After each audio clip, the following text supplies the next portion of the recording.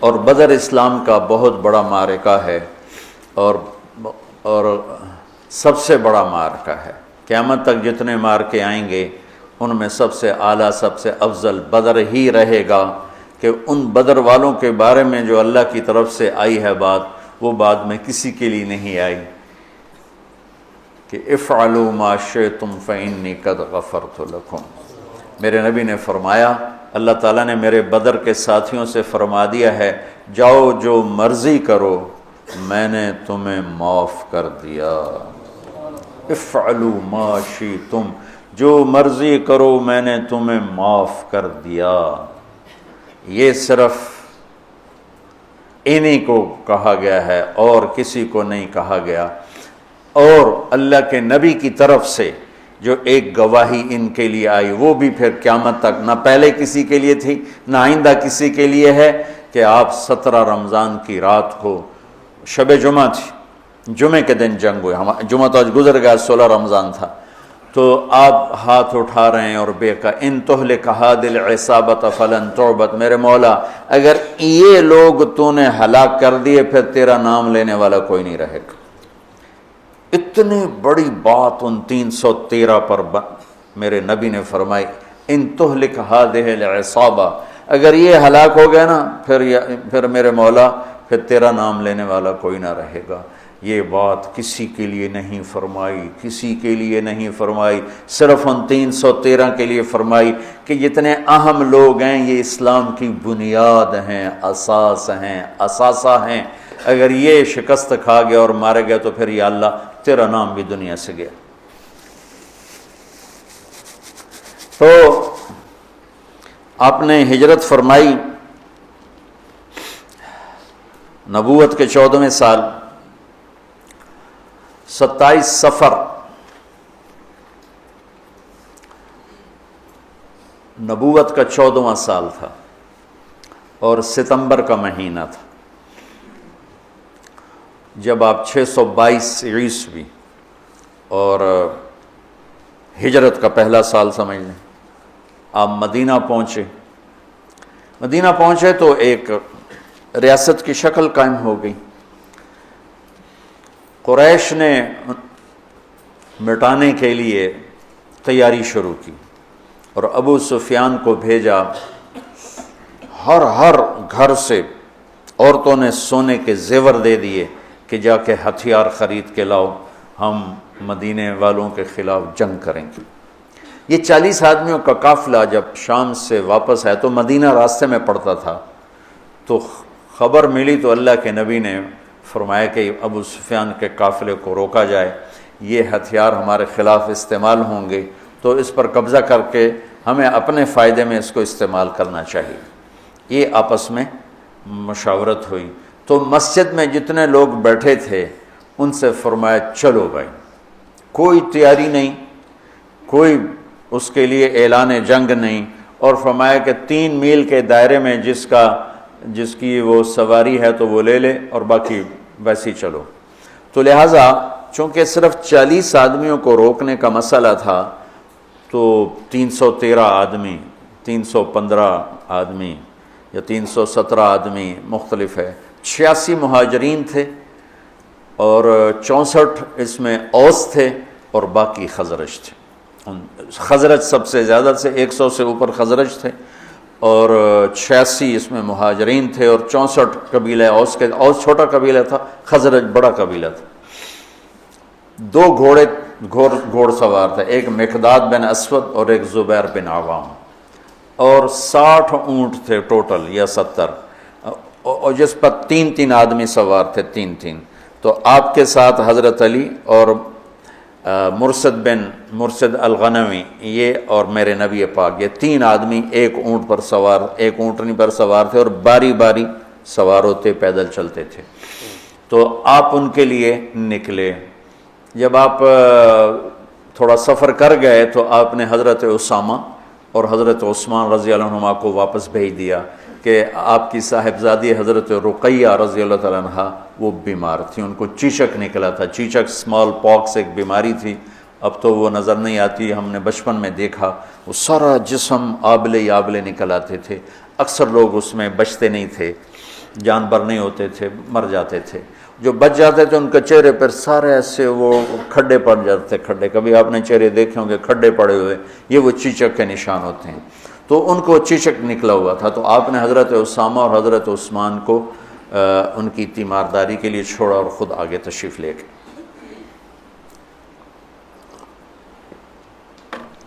ابو سفیان بہت داہیت العرب کہلاتے ہیں، داہیت العرب، تو ان کو بھی وہ بھی فضا سونگ رہے تھے کہ کہیں مدینے والے میرے قافلے پہ حملہ نہ کر دیں، تو دائیں بائیں سے خبر لیتے ہوئے چل رہے تھے، کبھی ادھر کبھی ادھر، تو اپنے قافلے کو چھوڑ کر وہ نکلے، مدینے والے نکلے کہ نہیں نکلے، ایک کنویں پر پہنچے، تو وہاں اونٹ کی وہ لید پڑی ہوئی تھی، تو مینگنیاں پڑی تھیں، انہوں نے اٹھا کے جو توڑا تو اس میں گٹھلی نکلی، کہنے لگا واللہ ان هذه من یثرب، یہ یثرب کی گٹھلی ہے، یہ یثرب کی گٹھلی ہے، یہ یثرب کی کھجور ہے، اور لگتا ہے کہ محمد اپنے ساتھیوں کو لے کے نکل پڑے، تو اسی وقت اس نے اپنے قافلے کا رخ ینبوع کی طرف موڑا، اور ینبوع سے چلتے ہوئے بحیرہ احمر کے ساتھ ایک لمبا چکر لے لیا، وہ چکر، اور ادھر مدینے مکے کے اونٹنی سوار کو دوڑا دیا کہ ہو سکتا ہے وہ پھر بھی میں پکڑا جاؤں، تو جا کے مکے میں اعلان کر کہ ہمارے قافلے کی خیر نہیں ہے، تو وہ دن رات دوڑتا ہوا وہاں پہنچا، اور اس نے جا کر وہاں اعلان کیا، اس اعلان کا کرنا تھا کہ سارے مکے میں آگ لگ گئی اور سارے تیار، تو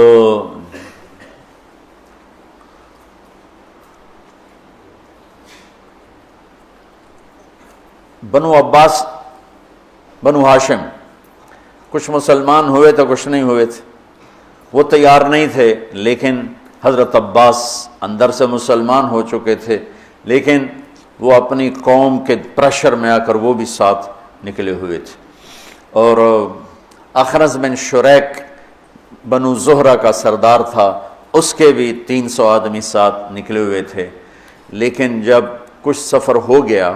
تو ابو سفیان کا پیغام پہنچا کہ ہم مدینے والوں کی اس سے نا خطرے سے نکل گئے ہیں، تو لہذا تم واپس آ جاؤ۔ تو جب یہ پیغام، تو حکیم بن حزام رضی اللہ عنہ بعد میں مسلمان ہوئے، انہوں نے کہا اب تو کوئی ضرورت نہیں ہے جنگ کی، وہ اس قافلہ واپس نکل گیا ہے تو ہم واپس چلیں، تو ابو جہل نے کہا نہیں، ہم بدر جائیں گے، وہاں لونڈیاں نچائیں گے، شرابیں پئیں گے، اونٹ ذبح کر کے کھائیں گے، اور اپنا جشن منا کے پھر واپس آئیں گے، اس سے پہلے کبھی ہم واپس نہیں جائیں گے۔ تو یہ اس سے اپنے تکبر اور ظلم میں آگے چلتے آئے، اور حکیم بن حزام تھے، انہوں نے بہت محنت کی کہ ایسا مت کرو، واپس چلو، جنگ اچھی نہیں ہوتی، لیکن وہ ابو جہل کے دماغ میں کوئی بات آئی نہیں، وہ اپنے لشکر کو لے کے نکلتا چلا آیا۔ اللہ کے نبی بدر کے قریب پہنچے تو ادھر وہ 1000، یہ 313، اس میں 100 گھوڑے، یہاں 2 گھوڑے، یہاں 8 تلواریں، ادھر 600 تلواریں، وہ تو پورے مسلح ہو کے نکلے تھے، اور یہاں وَإِنَّ فَرِيقًا مِّنَ الْمُؤْمِنِينَ لَكَارِهُونَ، اور یہاں جب پتہ چلا کہ سامنے ابو سفیان نہیں ہے، اب تو ابو جہل ہے، تو ہمارے پاس تو تیاری کوئی نہیں ہے، تو کچھ مسلمان گھبرانے لگے کہ اب کیا ہو۔ ابو ہریرہ رضی اللہ عنہ کی پہلی جنگ تھی موتا، اس میں روم تھا 1,00,000، صحابہ تھے 3,000، 3,000 1,00,000، تو ابو ہریرہ کا رنگ بدلنے لگا۔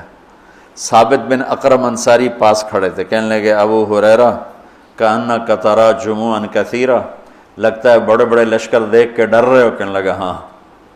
کہنے لگے لم تشہد بدرن، تو بدر میں ہوتا نا تو آج ڈرتا نہیں، ان لا ننصر بالکثرہ، ہم کثرت کی بنیاد پہ فتح نہیں پاتے، ہم اللہ کی مدد کی بنیاد پہ فتح پاتے ہیں۔ تو بدر کی جنگ جو تھی نا، وہ دشمن کا خوف نکالنے کے لیے تھی، اور اللہ کی مدد دکھانے کے لیے تھی، اور اللہ کا غیبی نظام چلانے کے لیے تھی۔ تو آپ نے پوچھا بولو بھئی کیا کریں، واپس چلیں یا آگے بڑھیں؟ واپس جاتے تو سارے عرب سے اسلام کا رعب اٹھ جاتا اور قریش کی دھاک بیٹھ جاتی، لیکن مدینے والوں کے ساتھ معاہدہ ہوا تھا کہ مدینے میں رہ کر آپ کی حفاظت کریں گے، مدینے سے باہر نہیں، تو لہٰذا اب آپ پوچھ رہے ہیں بولو بھئی کیا کرنا ہے؟ تو مقداد بن اسود کھڑے ہوئے، یا رسول اللہ پھر ہم بنو اسرائیل نہیں ہیں کہ ہم کہیں جیسے ان کی قوم نے کہا تھا موسیٰ سے اذهب انت وربک فقاتلا انا ہاہنا قاعدون، تو جا اور تیرا رب جا کے لڑو، جب فتح ہو جائے بات سانو ہی سد لیا جائے، تو ہم یہ بیٹھے ہیں۔ تو یا رسول اللہ ہم کہیں گے اذهب انت وربک فقاتلا نحن معک مقاتلون، آپ چلیں، آپ کا رب چلے، آپ تلوار اٹھائیں، ہم ساتھ اٹھائیں گے، آپ کے آگے قربان ہوں گے، پیچھے قربان ہوں گے، دائیں قربان ہوں گے، بائیں قربان ہوں گے، ہماری لاشوں سے گزر کر کوئی آپ تک پہنچے گا، ویسے کوئی نہیں پہنچے گا۔ تو آپ کا چہرہ کھل گیا، پھر ہم کہا بولو بھائی کیا کرنا ہے؟ تو پھر چونکہ آپ چاہتے تھے کہ مدینے والے بولیں، مدینے والے زیادہ تھے، یہ تو 86 تھے، تو سعد بن معاذ کھڑے ہو گئے، یا رسول اللہ ہم سوچ رہے تھے کہ مہاجرین ہمارے بھائی ہیں اور وہ ہماری ترجمانی بھی کر رہے ہیں، لیکن مقداد کی بات کے بعد پھر آپ کا پوچھنا کہ بولو کیا کرنا ہے، لگتا ہے آپ ہم مدینے والوں سے پوچھنا چاہتے ہیں۔ تو پھر یا رسول اللہ ہم آپ کے ہاتھ پر ایمان لائے، آپ کے ہاتھوں میں ہاتھ دیا، آپ پر بیعت کی، آپ کی غیبی خبروں کو سچا جانا، جو آسمان سے خبر آئی ہم نے کہا حق ہے، سچ ہے، تو یا رسول اللہ سالم من شیتا وحارم من شیتا وقت حبال من شیتا اور الق بن العدو ان علی صبر فی الحرب وصدق عند اللقاء، یا رسول